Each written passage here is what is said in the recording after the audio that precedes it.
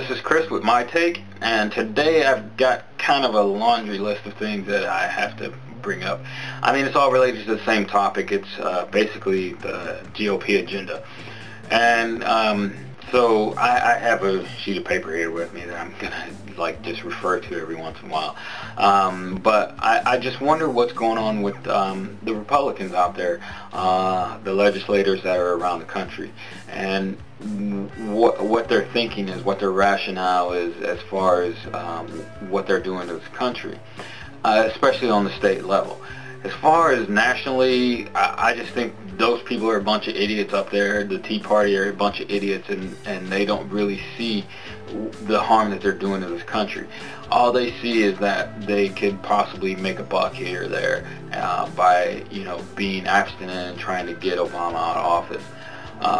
But I don't even see the point in them fighting that because they're definitely not trying to help the people of this country. They're not trying to help the country by stagnating our government. They all say they want to eliminate government and make it very small. But I would be willing to bet that a lot of those people that want to eliminate government, that are politicians, I would be willing to bet that a lot of them benefited from, from government contracts and things of that nature. And if not the contracts directly, then the enforcement of the contracts. You hear things about that the candidate Bachmann, how she is opposed to big government. She wants to reduce the size of government. Yet and still, her and her family took money to, from Fannie Mae or Freddie Mac to basically subsidize their housing mortgage.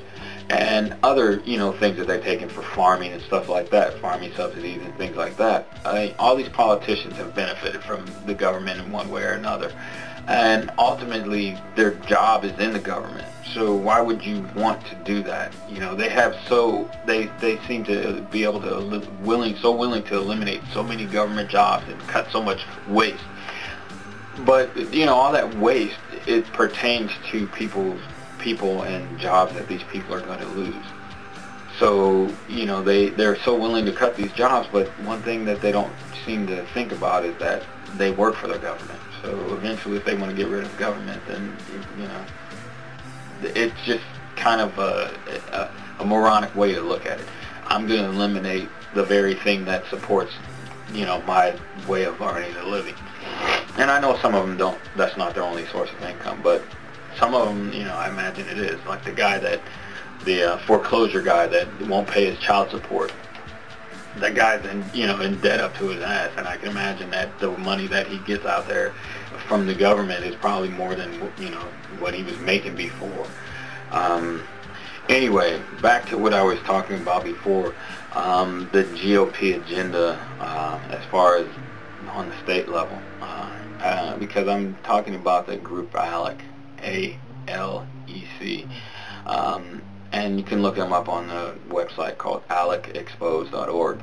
And basically, the legislation that has come out of ALEC and it's been sent around the country, and they're the reason why there are so many laws out there around in different states that all seem to be attacking the same things, like unions, voter suppression stuff. All these Republicans talk about how voter fraud is rampant around the country, but it just seems ironic to me that every time you hear about some questionable voter fraud going on, it always tends to be beneficial to the Republicans. I mean, we look at what happened in Wisconsin, and I forget, in Waukesha County, where the lady, she finds 15,000 ballots all of a sudden. And this happens a couple times with the same woman. I forget her name, but it's happened a couple times with the same woman. And she basically, I'm like, how does she keep her job when she seems like such an F-up? How does she keep, she seems so incompetent. How does she keep that job, which seems very important? But to me, it's like she either takes it lightly or she's incompetent.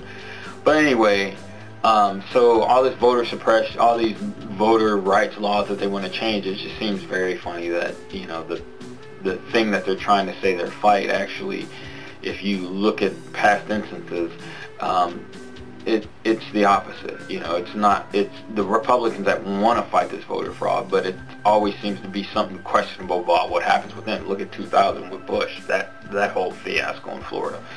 Anyway, getting back to this GOP agenda. What are they trying to do around these states? You know, they're trying to say that they're trying to bring companies to the states to make the states more, a more favorable environment for corporations.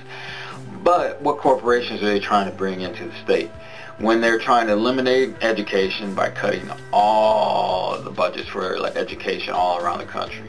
They're trying to just cut it to the bone, and they're trying to make these charter schools, basically privatizing public schools. And I think that the examples of charter schools have not been that good overall. So why would you want to put a system in place that doesn't work as good as the system that they say is so broken? Anyway, so they're trying to bring corporations to the state of Florida, let's say. But they cut the budgets of the educational system. And what kind of corporations are going to come here? Are you going to actually get corporations that come here that want to bring families here, that want to bring people that have kids here?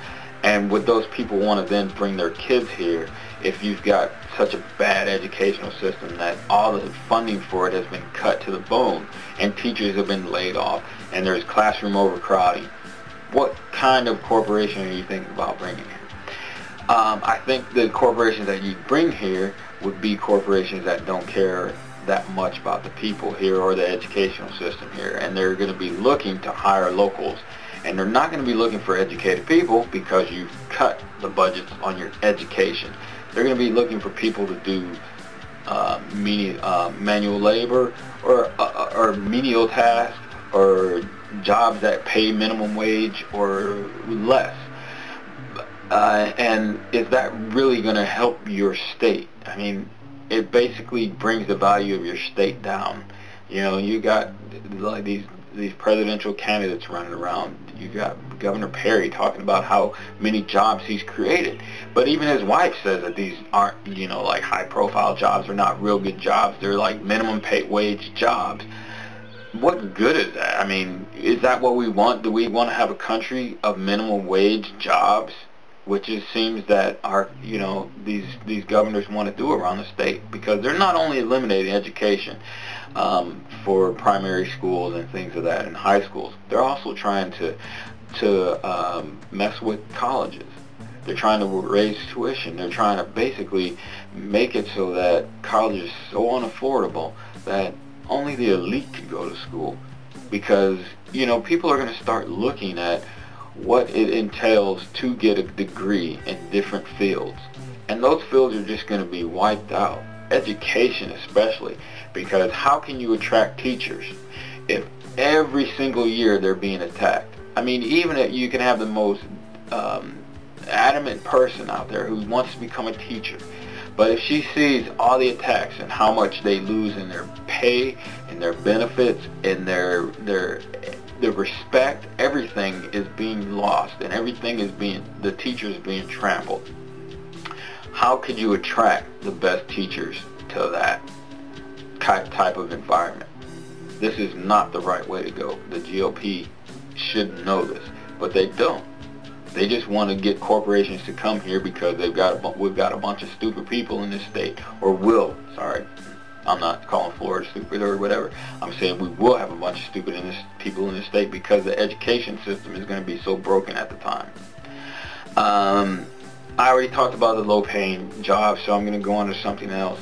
As far as blaming teachers, firefighters, police, all these other, hardworking people, why is the GOP trying to place blame for our economy on these